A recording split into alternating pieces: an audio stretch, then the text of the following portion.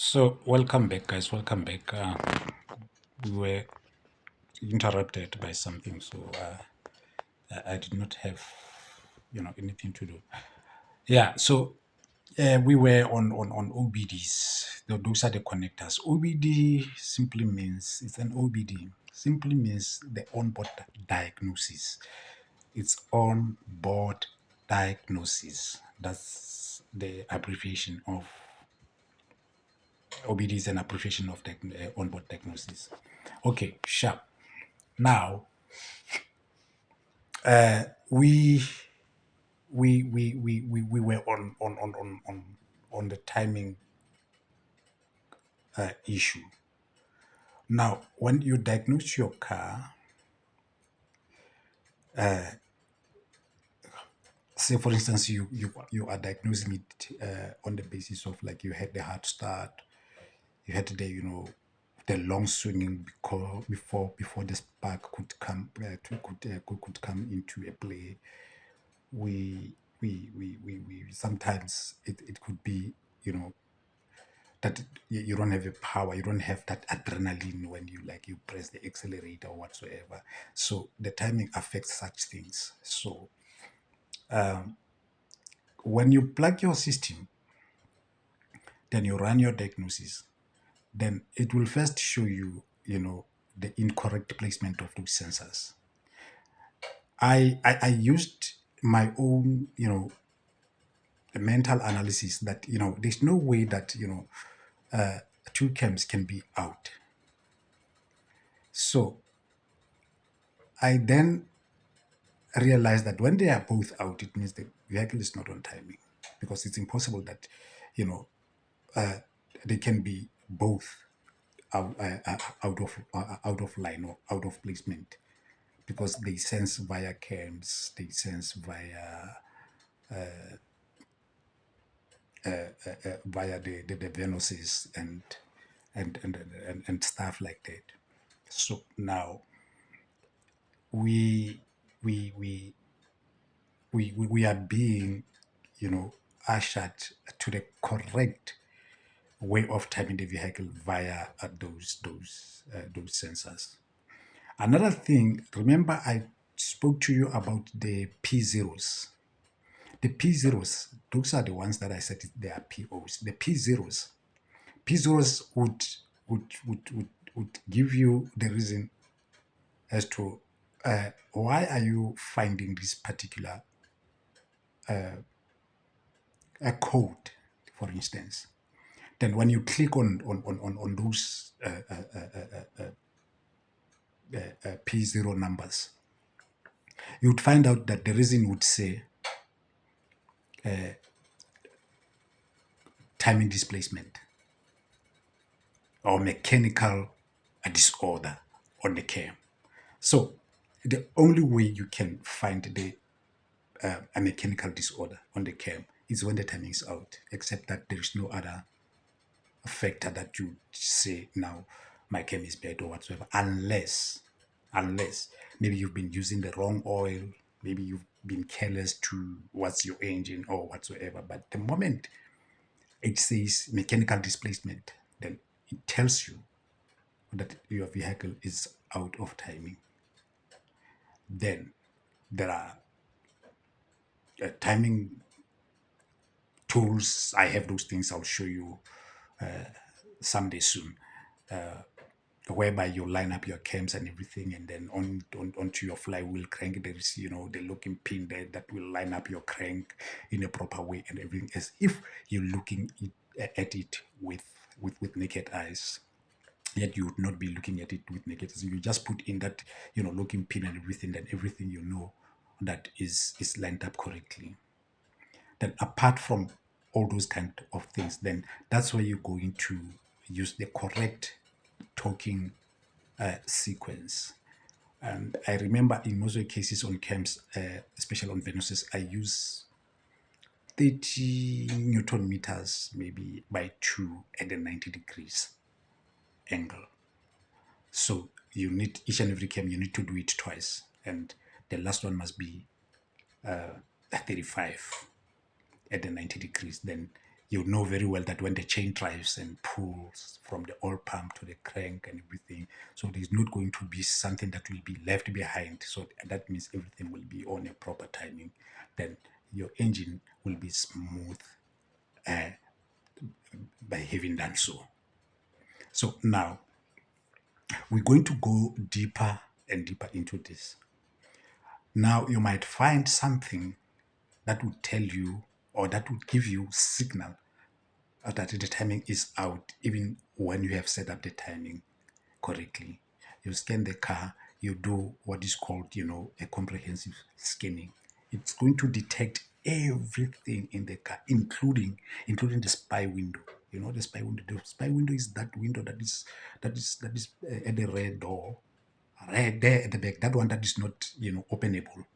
That little window. And I've heard that it's the most expensive window than this other. It's even expensive than even the windshield. So that comprehensive scanning, it will give you diagnosis based on things like those. It scans the chassis. It scans the ECMs. ECM is like electronic control module. The BCM is a body control module. The DME is the digital mobile of electronics. The DDE is for the diesel vehicles on the BMW.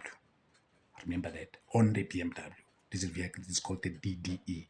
It's a diesel diagnosis or diesel digital electronics. Okay, sure. So apart from that, having learned all those kind of things, then you'll be able to know as to what is it that you're dealing with. And with time, I'm telling you, when you keep on visiting these kind of things and everything, you learn more and more. And read, please read. And today we've got gadgets, we've got all these things and everything. The internets, we are exposed into a whole lot of stuff in terms of technology. So we don't use technology to mess up the system, like robbing banks and all those. No. There are good things that we can do out of these things. So now you can come to the point whereby now you are finding the very same signal that it's like your timing is not right. When you scan it, then maybe it's either it will complain with the pencil coils, ignition coils, so to speak. So the pencil coils are the ones that are supplying the spark into the spark plug. So now, if one is failing, the system will tell you as to which one is failing. Let me say you are on a 4-cylinder or straight four. Which one is failing? Because there are four in number. Either it will be number 2 or number 3. Those are the culprits in most of the cases, because it will deceive you. You'll find, or you'll feel like the car is still fine, but it's not.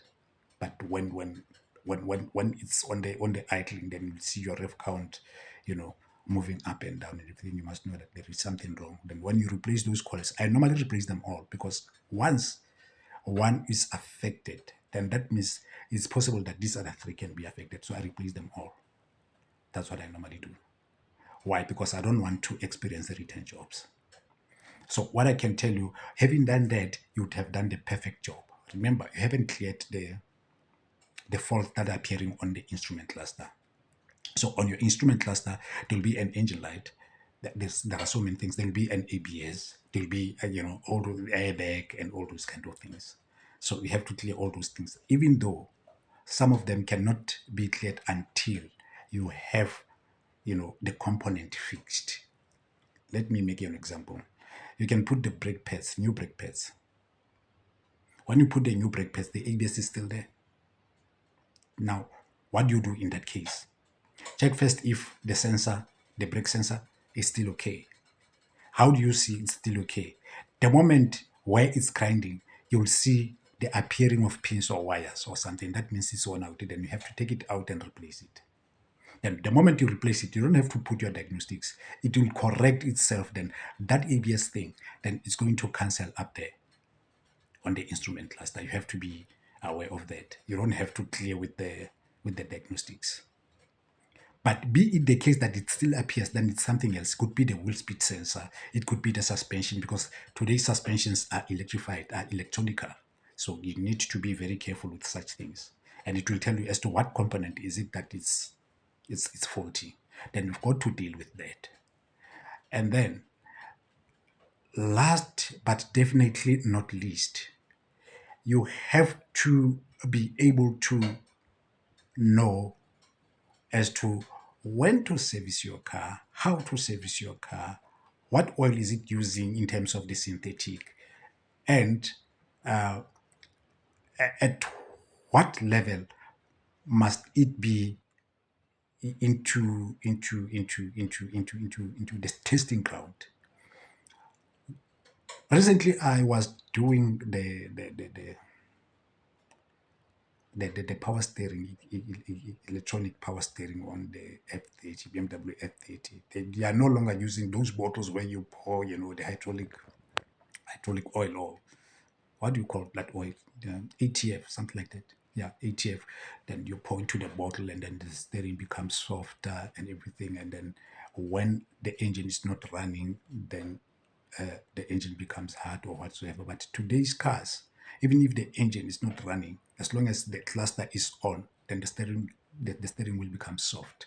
Why? Because it is generating electrical current towards the the, the steering box. Then I was activating it with the system to find out that what was wrong with it. The owner had been into a pothole. Then those cables that are plugged onto the unit, they were unplugged. So he could not detect, because there are a lot of covers underneath the car. In fact, in the and as well on top of those plastic covers, or on the engine and everything, so you can't see anything there. So the only person that is allowed to remove those things is a qualified practitioner. That is the only person that has to remove such things and see as to what is it that is happening. Because the moment you start, but there are a lot of sensors underneath there. There are a lot of, there's a lot of, network going underneath there. So you'll confuse things there. You don't have to touch there as, a driver. You need to appoint, a practitioner to do that for you. So until this far, I think I'll see you tomorrow. Then we will do it again. We'll continue. Then I'm going to show you how the software works. I'm going to show you when do you see there is something wrong on your screen. I'm going to show you all those kind of things. And should there be the vehicle be done, then I'll record it. Then I'll come bring it here to you, so that you can see as to what is it that we do things, how you do things. And when you do, you must remember that things are done. Thank you very much.